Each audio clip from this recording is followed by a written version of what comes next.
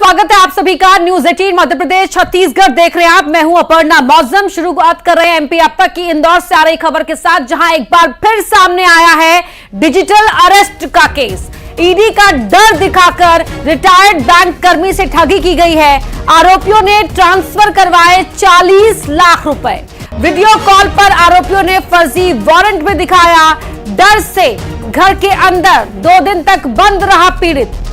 बड़ी खबर आपको बता रहे हैं, एक बार फिर इंदौर में डिजिटल अरेस्ट का यह केस सामने आया है, जहां 40 लाख रुपए आरोपियों ने रिटायर्ड बैंक कर्मी से ट्रांसफर करवा लिए, वो भी ईडी का डर दिखाकर।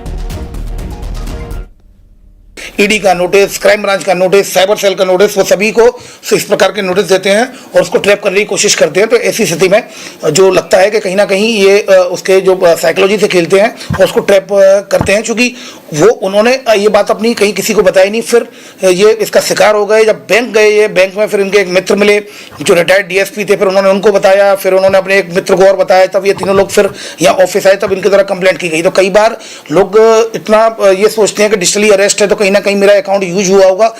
उस समय तक भी उनको सच्चाई का पता नहीं था कि वो फ्रॉड का शिकार हो गए हैं। जब इन्होंने अपने दोस्तों से इस बात को शेयर किया, तब जाकर पता चला कि उनके साथ फ्रॉड हुआ है। तब जाकर ये क्राइम ब्रांच थाने पर आए थे। मिथिलेश गुप्ता इंदौर से हमारे सहयोगी हमारे साथ लाइव जुड़ चुके हैं। मिथिलेश, ये हो क्या रहा है इंदौर में? आए दिन एक ना एक इस तरह का मामला सामने आ जाता है।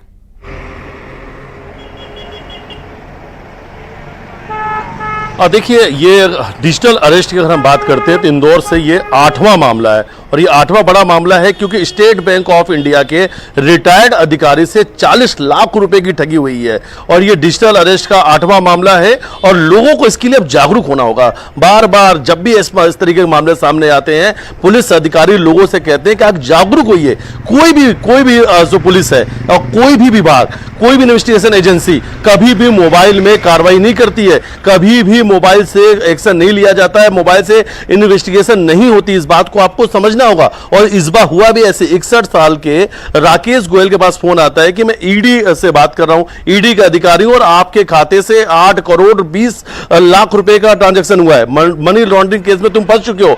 एक बकायदा फर्जी वारंट दिखाया जाता है वीडियो कॉल करके, और जो बातचीत करने का तरीका है वो बिल्कुल अधिकारी की तरह होता है। यानी ये आरोपी हिंदी और इंग्लिश में काफी अच्छा बोलते हैं, बाइलिंगुअल होते हैं, इसलिए लोगों को बहुत जल्दी विश्वास हो जाता है कि शायद ये किसी अधिकारी का फोन है। ये बकायदा सूट पहनते हैं, बातचीत करने का इनका तरीका ऐसा रहता है कि कोई अधिकारी बातचीत कर रहा है। और इस बार ऐसे ही हुआ। 61 साल के जो राकेश गोयल है, उनके पास अनजान नंबर से फोन आता है। उसके बाद वो 48 घंटे तक डिजिटल अरेस्ट रहते हैं। घर के किसी भी लोगों से बातचीत नहीं करते, किसी से नहीं पूछते हैं और लगातार उनके जाल में फंसते जाते हैं। जो ट्रैप किया गया था उस ट्रैप के मुताबिक इनको 40 लाख रुपए इन्होंने अपने खाते से ट्रांसफर कर दिए। ये बात आपको समझना होगा कि अगर आपके खाते में कोई पैसा है तो कोई भी एजेंसी कभी ये नहीं कहती है कि आप सरकारी खाते में जितना पैसा आपके खाते में वो हमें ट्रांसफर कर दो, क्योंकि हमें आपके अकाउंट की जांच करनी है। अगर अकाउंट की जांच करनी है तो दूसरे खाते में पैसे ट्रांसफर करने की कोई जरूरत नहीं होती है। और कोई भी पुलिस अधिकारी फोन पे जांच नहीं करता है, कोई भी एजेंसी फोन पे जांच नहीं करती है। लोगों को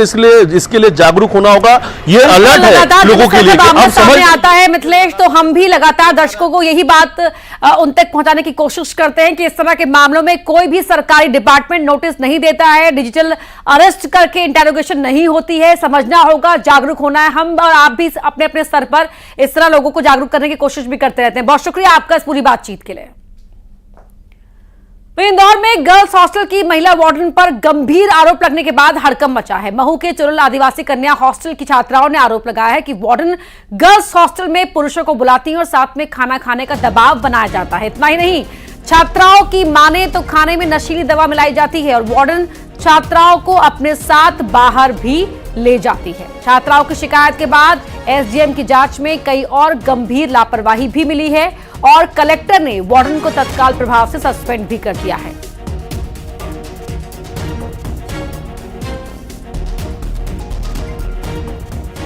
तो इंदौर गर्ल्स हॉस्टल मामले में न्यूज 18 से बातचीत करते हुए आदिम जाति कल्याण मंत्री विजय शाह ने कहा कि मामले में जो भी आरोपी होगा उसको छोड़ा नहीं जाएगा।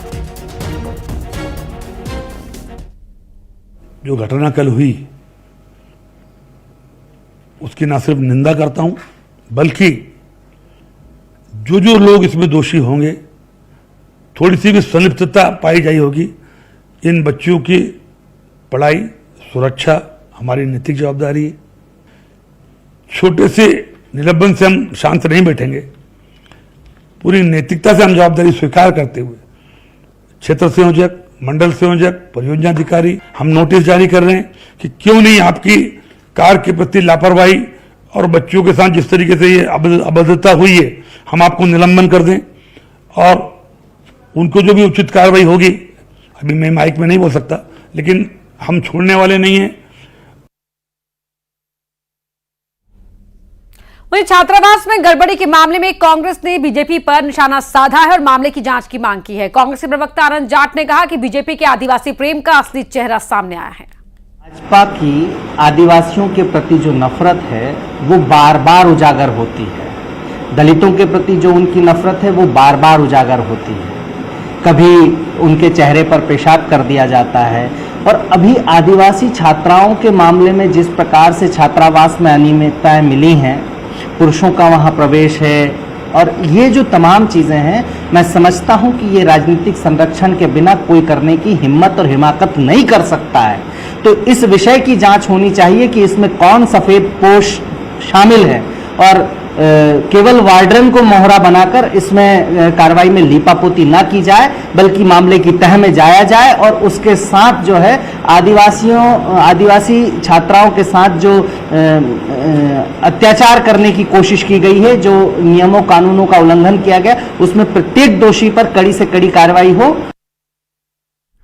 इंदौर में दिन दहाड़े बैंक में लूट के आरोपी का पर्दाफाश हो गया है। रेनकोट पहनकर रॉबरी करने वाले लुटेरे का राज खुल गया है। आखिर आरोपी कौन है, कहां का है और क्यों उसने लूट की वारदात को अंजाम दिया, इस रिपोर्ट में देखिए।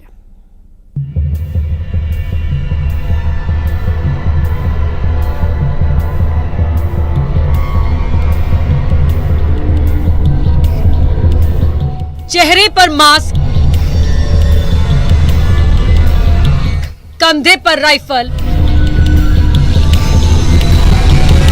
दिन दहाड़े शूट आउट, रेनकोट में रॉबरी, लुटेरे का खुला राज, बैंक लूट का पर्दाफाश। रेनकोट, कंधे पर राइफल, चेहरे पर मास्क। इंदौर में बैंक में लूट की वारदात को अंजाम देने वाले आरोपी की तलाश इंदौर पुलिस को सरगर्मी से थी, लेकिन अब लुटेरे का राज खुल गया है। पुलिस ने रेनकोट में छिपे लुटेरे की पहचान कर ली है। आरोपी एक्स आर्मी मैन है। आरोपी के पास 315 बोर की लाइसेंसी बंदूक है। पुलिस ने आरोपी के घर से रुपया और बाइक जब्त कर ली है। इंदौर में दिन दहाड़े बैंक में लूट की घटना से हड़कंप मच गया था। आरोपी रेनकोट पहनकर लूट के लिए पहुंचा था। आरोपी जब बैंक में गया तो यहां बैंक कर्मी और 3 ग्राहक मौजूद थे। बताया जा रहा है कि लुटेरा करीब 2 घंटे तक बैंक में रहा, दहशत फैलाने के लिए फायरिंग भी की। बैंक में शूट आउट से सबके होश उड़ गए। पहले फायरिंग, फिर फिल्मी स्टाइल में लुटेरे ने बैंक मैनेजर से कहा, बैग में पैसे भरो। लुटेरे ने अपनी पहचान छिपाने के लिए रेनकोट वाला गेटअप रखा, जिसमें राइफल का इस्तेमाल भी किया था। रेनकोट की आड़ में अपनी पहचान छिपाने की लुटेरे की नाकाम कोशिश। दिन दहाड़े लूट की घटना से पुलिस पर सवाल उठ रहे थे, जिसके बाद पुलिस भी एक्शन में थी। अब लुटेरे की पहचान की जा चुकी है और तलाश जारी है। न्यूज़ 18 के लिए इंदौर से मिथिलेश गुप्ता की रिपोर्ट। भिंड में खाद्य विभाग की बड़ी कार्रवाई देखने को मिली है। मिनरल वाटर फैक्ट्रियों पर छापा पड़ा है। नकली पैकिंग की सूचना मिली थी। बोतल पर ब्रांडेड कंपनियों के स्टिकर लगाए गए। 4,500 खाली बोतलें यहां से मिली हैं। ब्रांडेड कंपनियों के स्टिकर्स भी मिले हैं। भिंड में यह बड़ी कार्रवाई खाद्य विभाग की, जहां मिनरल वाटर की फैक्ट्रियों पर छापा पड़ा है।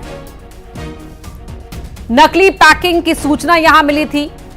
बोतल पर ब्रांडेड कंपनियों के स्टिकर लगाए जा रहे थे। 4,500 यहां खाली बोतलें मिली और ब्रांडेड कंपनियों के ये स्टिकर्स वहां पर मिले हैं, जो खाली बोतलों पर ऊपर से लगाए जाने थे। तस्वीरें आपको दिखा रहे हैं एक्सक्लूसिव। खाली बोतलें आप देख सकते हैं। यहां पर नकली पैकिंग हुआ करती थी, इसकी सूचना मिली थी। रवि रमन त्रिपाठी हमारे सहयोगी जुड़ेंगे हमारे साथ, उनसे जानकारी लेंगे इस फैक्ट्री को लेकर। फिलहाल फैक्ट्री के अंदर की तस्वीरें आपके टीवी स्क्रीन पर है। ब्रांडेड कंपनियों के स्टिकर मिले हैं, खाली बोतल मिली है। आप समझ सकते हैं कि खाली बोतलों में ये ब्रांडेड कंपनियों के स्टिकर चिपकाए जा रहे थे और फिर उन्हें बाजार में खपाना था। रवि रमन त्रिपाठी हमारे सहयोगी जुड़ गए। रवि रमन, फैक्ट्री किसकी है, कब से यहां पर चलाई जा रही थी, क्या कुछ जानकारी? अपर्णा, मैं अब आपको बताऊं कि शुद्ध के लिए युद्ध जो है वो प्रशासन का लगातार जारी है और उसी का परिणाम है कि भिंड कलेक्टर संजीव श्रीवास्तव के निर्देश पर फूड सेफ्टी विभाग के अधिकारियों के द्वारा जब अचानक जो पानी के जो प्लांट हैं उन पर पहुंचकर छापा मारा गया, तो वहां पर जो ब्रांडेड कंपनी, चाहे वो बिस्लरी हो, किल्ली हो, जो ब्रांडेड कंपनी है जिनके नाम से पानी बिकता है, ऐसी कंपनियों के रैपर मिले हैं। ये सबसे बड़ी सवाल खड़ा करता है कि आखिरकार इतनी बड़ी ब्रांडेड कंपनियों के प्लास्टिक की बोतलों में स्टिकर लगा के उनको पानी को सप्लाई किया जा रहा था। वो पानी कहीं ना कहीं लोगों के लिए हानिकारक भी आगे चलकर सिद्ध हो सकता था, लेकिन कहीं ना कहीं ये प्रशासन की सजगता ही कहेंगे कि मौके पर पहुंचकर उन्होंने इसका भंडाफोड़ किया है और जो कंपनी है वो कंपनी के लोग जो है वो खुद वहां पर मौजूद नहीं मिले, तो जिसको लेकर जो स्टिकर वगैरह है उनको जब्त कर लिया है और फूड सेफ्टी विभाग के द्वारा कंपनी को सील्ड भी कर दिया गया है। जी, शुक्रिया आपका इस पूरी जानकारी के लिए। 2 पानी की फैक्ट्रियां संचालित थी। उन फैक्ट्रियों पर दोनों पर नकली रैपर जो होते हैं, बाहर से रैपर मंगा लिए गए थे। उन रैपर को खाली बोतलों को भी बाहर से मंगा लिया गया था और वहाँ पर एक आरओ प्लांट लगा लिया था छोटा सा। उस प्लांट से पानी की बोतलों को फिल करके उन पर रैपर लगाए जा रहे थे नकली।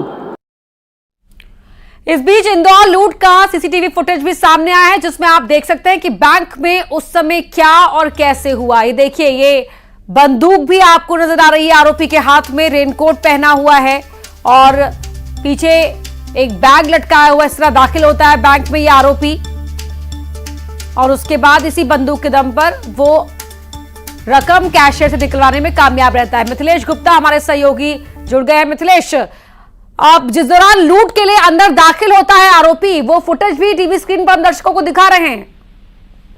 बिल्कुल, और ये अंदर की जो सीसीटीवी फुटेज है वो जिसमें साफ दिख रहा है कि आरोपी पहले बैंक के अंदर घुसा है और घुसते साथ ही वो 312 बोर की जो बंदूक है उससे कैशियर दिखाकर पहले राउंड का फायर कर देता है। इसके बाद में फिर वो अंदर की तरफ जाता है और अंदर जाके अपना बैग देता है और बैग में कहता है जितने नोट है इस बैग के अंदर भर दो। लेकिन पुलिस की जांच में एक बड़ी बात सामने आई है कि इस आरोपी को सेना ने भी बाहर कर दिया था। अनुशासनहीनता सहित कई सारे इसके ऊपर गंभीर आरोप लगे थे और जांच में ये जब गलत मिला था तो इसे सेना ने उस वक्त बाहर कर दिए थे। करीब 4 से 5 साल पहले की बात बताई जा रही है और जब इसे सेना से बाहर निकाल दिया गया था। आरोपी मूल रूप से एटावा का रहने वाला, उत्तर प्रदेश का। पुलिस अभी उसकी अलग अलग जहां पर दबिश देकर उसे पकड़ने का प्रयास कर रही है, लेकिन पुलिस के हत्थे से भी दूर है। जो पैसा उसने घर में अपनी पत्नी को दिया था, करीब 3 लाख रुपए, वो 3 लाख रुपए जब्त हो चुके हैं, जिसमें पंजाब नेशनल बैंक की स्लिप लगी हुई थी। जो रेनकोट वो गया था वो रेनकोट भी जब्त हो चुका है, आर्मी का शूज और मास्क और वो 315 बोर की जो बंदूक है, ये सभी कुछ पुलिस ने साक्ष्य के बतौर जब्त कर लिया। लेकिन आरोपी जो है अभी पुलिस गिरफ्त से दूर है, उसे बहुत जल्द गिरफ्तार करने की बात कही जा रही है। जी, बहुत शुक्रिया आपका मिथिलेश इस जानकारी के लिए।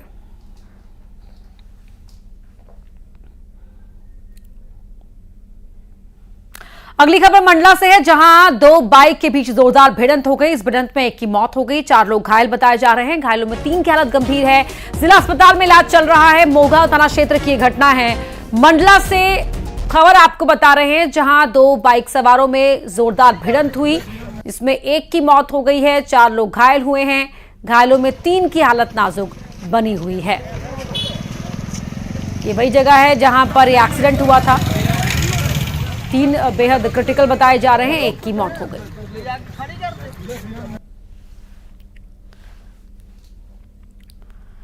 खबर छतरपुर से, जहां भूमाफियाओं की दबंगई सामने आई है। भूमाफियाओं ने जमीन पर अवैध कब्जा करने की कोशिश में महिला पर जेसीबी चढ़ाने की कोशिश की। किसी तरह से जान बचाकर भागी महिला। इसके बाद महिला ने भूमाफिया की शिकायत एसपी से की और एसपी से मिलकर न्याय की गुहार लगाई। मामला खजुराहो थाना इलाके के देहरा गांव का है।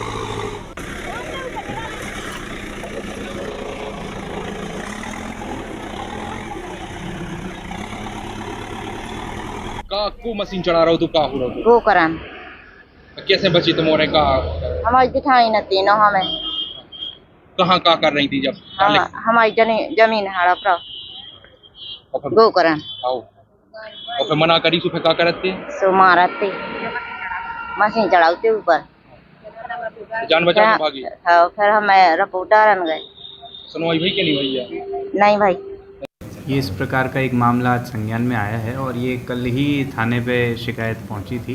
इसमें दो पक्षों के बीच में ज़मीन संबंधी विवाद है और थाने पे तत्काल संज्ञान लेते हुए कायमी की गई है और एफआईआर के आधार पर इन्वेस्टिगेशन जारी है। अग्रिम कार्रवाई की जाएगी।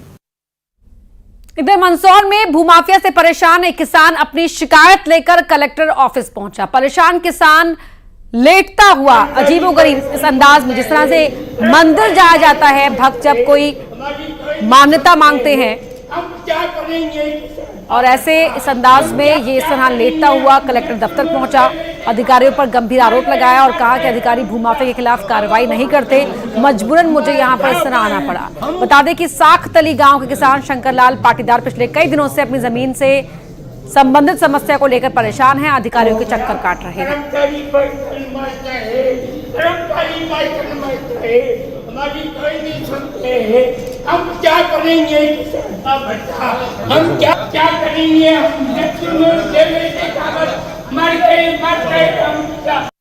परेशानी कोड़े रोज से परेशानी पटवारी तहसीलदार गलती करें कोड़े जगह किसान काटे, वकील की फीस हम दें कि शासन दे?